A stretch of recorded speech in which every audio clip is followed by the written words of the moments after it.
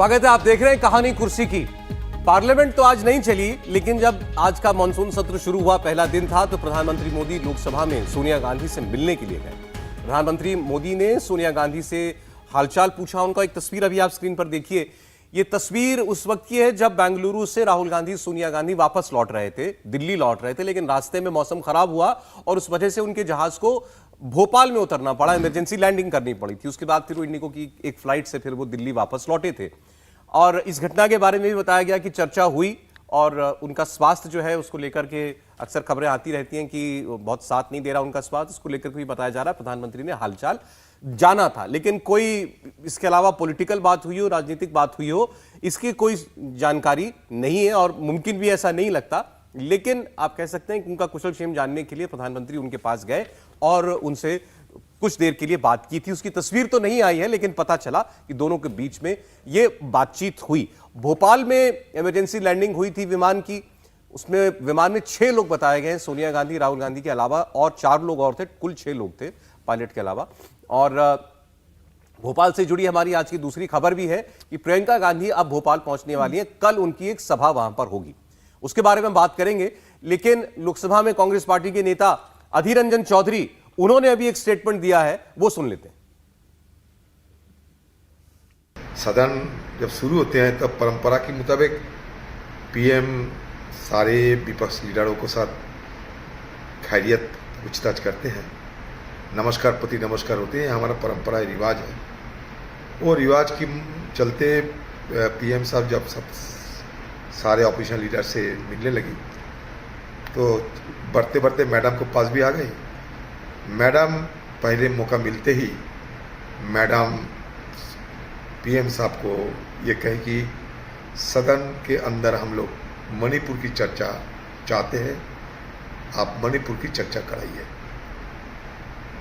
तो मुझे लगता था कि पीएम साहब को मतलब ये इस तरीके के सवाल और वो भी खुद मैडम करेगी, इसका कोई अंदेशा नहीं था। तो थोड़ा हिचक गए हमारे पीएम साहब और कहने लगे ठीक है देखता हूँ। तो मैडम ने थोड़ा मतलब जोर लगा कि ये कही कि नहीं, ये चर्चा होना चाहिए सदन के अंदर। नहीं तो फर्स्ट हैंड अकाउंट ही हमारे सामने आ गया। वहां मौजूद थे अधीर रंजन चौधरी, उन्होंने ही बता दिया क्या बात हुई प्रधानमंत्री मोदी और सोनिया गांधी जी के बीच में। वो ये कहना चाह रहे सोनिया गांधी जी ने आज थोड़ा सा फंसा दिया प्रधानमंत्री को मणिपुर की बात कह करके।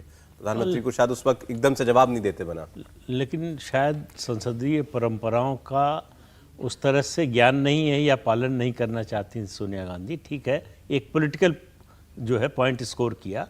ये सब फैसले बिजनेस एडवाइजरी कमेटी में होते हैं, जो स्पीकर या चेयरमैन के यहाँ बैठक होती है।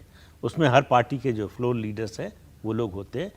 किस विषय पर चर्चा होगी, किस क्रम में होगी, कितने घंटे की होगी, किस नियम के तहत होगी, ये सब वहाँ तय होता है।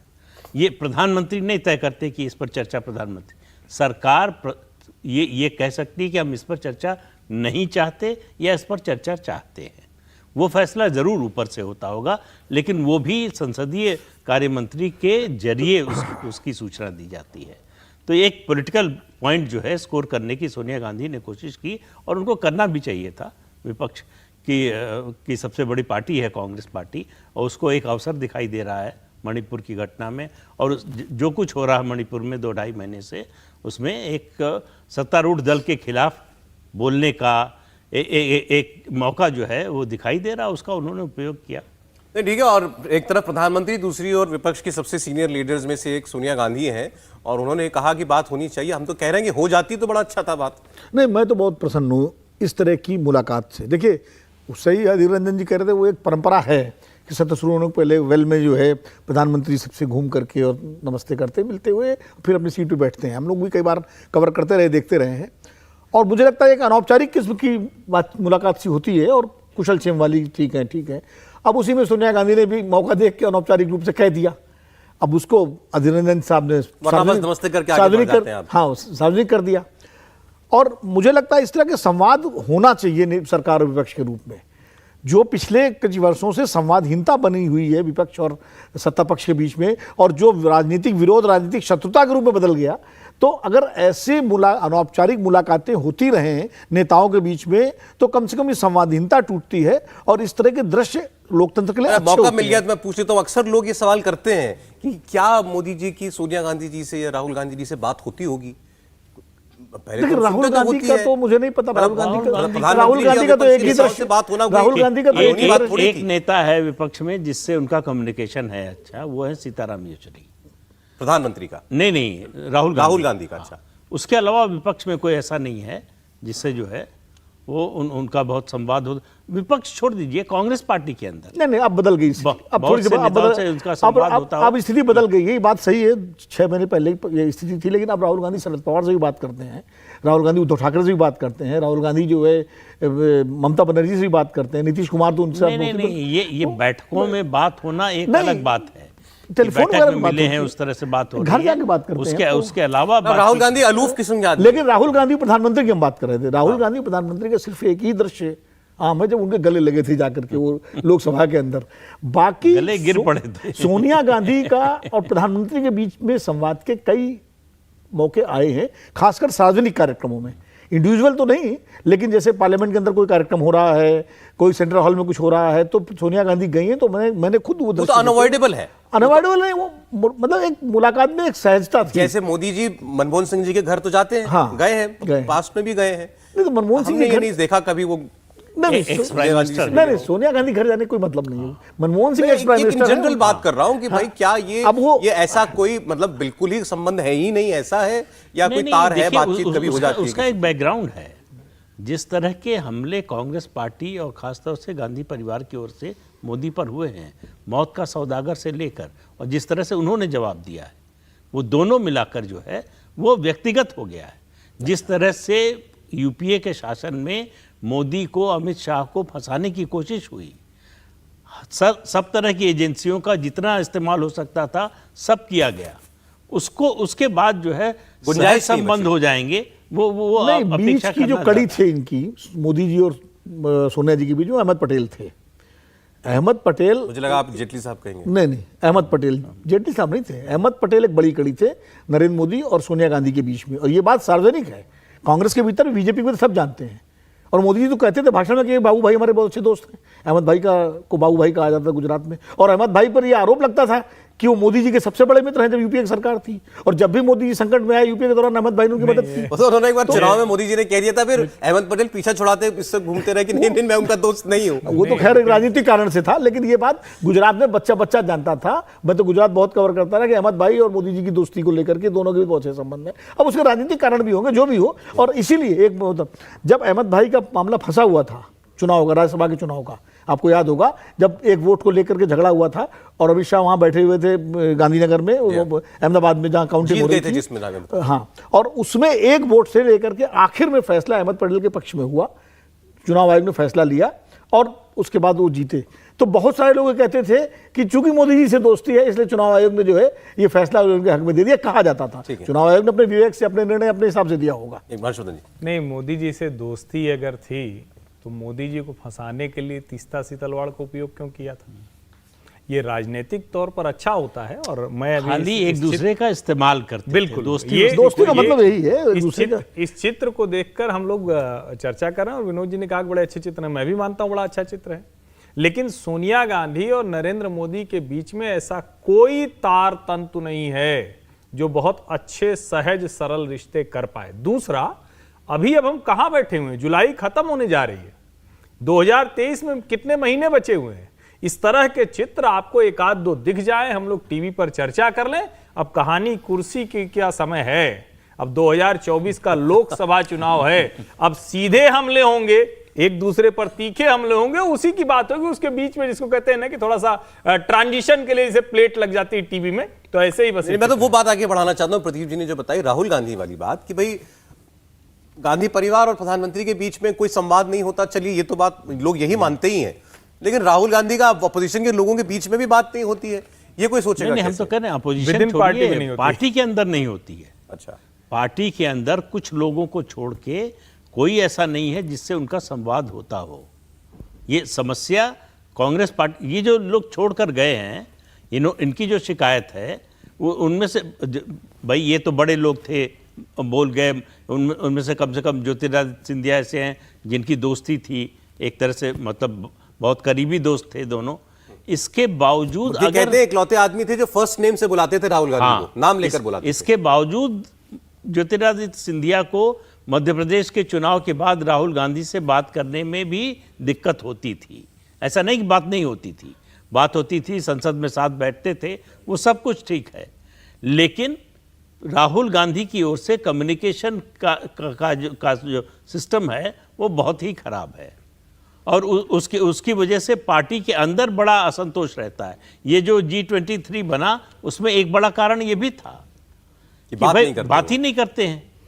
और चलिए आप, मेरी जानकारी दूसरी है। मेरी जानकारी ये है कि 6 महीने 7 महीने भारत जोड़ो यात्रा से पहले तक राहुल गांधी वाकई उनका कम्युनिकेशन अच्छा नहीं था, लेकिन पिछले 7-8 महीनों में राहुल गांधी का कम्युनिकेशन पार्टी के भीतर भी बढ़ा है, पार्टी के बाहर भी बढ़ा है, काफ़ी लोगों से बढ़ा है। और ये बात अब पार्टी के नेता खुद कहते हैं, और बल्कि दोयम और ज़्यादा उनका जो संवाद है वो बड़े नेताओं की तुलना में अपने जो 2nd और 3rd रैंक के नेता हैं उनसे ज़्यादा है राहुल गांधी का।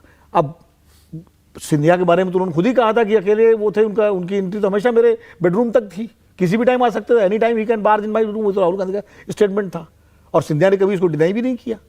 अब सिंधिया क्यों गए राहुल गांधी से, कि वो तो अलग कारण थे। और लेटेस्ट ट्वीट दिखाऊंगा, एक गागर में सागर कर दूं मैं आपको।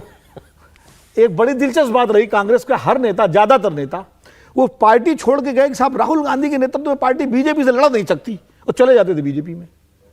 तो आप समझ लीजिए क्यों गए बीजेपी में, या क्यों राहुल गांधी से उनका था। वो सिंधिया सिंधिया जी जो पा गए इधर आकर के, वो वहां नहीं पा रहे थे। सिंधिया तो पाने के लिए गए ना, राहुल गांधी से कम्युनिकेशन की प्रॉब्लम नहीं थी, वो पाने के लिए गए। दूर निकल आए सिंधिया जी। ये देखिए ट्वीट है उनका, कल का है वैसे तो। 1947 सत्ता के लिए भारत तोड़ा, 1975 सत्ता के लिए आपातकाल लागू किया, 2022 सत्ता के तुष्टीकरण से ओतप्रोत भारत जोड़ो यात्रा निकाली, 2023 सत्ता के लिए व भ्रष्टाचारियों को बचाने के लिए गठबंधन इंडिया जोड़ो, और ये जोड़तोड़ की राजनीति वर्षों से कांग्रेस की विचारधारा का हिस्सा रही है। नए गठबंधन की सूरत भी वही, नियत भी वही। और 18 साल कांग्रेस में रह के जब सिंधिया जी हर पद पर रहे और आखिर में सचेतक तक बन गए, सब बन गए, जब कांग्रेस पास देने को कुछ नहीं था तब लोकसभा में उनको चीफ विप बनाया, डिप्टी लीडर बनाया, तब ये सब नहीं बताता कि इमरजेंसी लगाई, 47 में देश तोड़ा। चलो 23 की बात तो बाद में पता लगी, लेकिन जो तो एक शेर है ना, आपसे ज्यादा क्या कविता और शेर कहूँ मैं, क्या कुछ तो वजह रही होगी, कोई यूं ही बेवफा नहीं होता, कुछ तो हुआ होगा। अब नहीं देखिए, बेवफा है या वफा बदल गई, ये भी तो हो सकता है। नहीं, दो चीजें हैं। और प्रियंका जी जा रही हैं कल एक ग्वालियर, और प्रियंका जो राहुल गांधी आधे एक कमरा शेयर करते थे AICC में, जनरल सेक्रेटरी इंचार्ज दोनों थे। आधा यूपी प्रियंका 2019 चुनाव में, आधा यूपी प्रियंका गांधी के पास था, आधा ज्योतिरादित्य सिंधिया के पास था, और दोनों एक ही कमरे में बैठते थे। उस समय राहुल गांधी अध्यक्ष थे, महामंत्री नहीं थे। अध्यक्ष राहुल गांधी थे। मैं प्रियंका और इनकी बात कर रहा हूँ, ज्योतिरादित्य की, जो इनकी गागर भी चली जाएगी।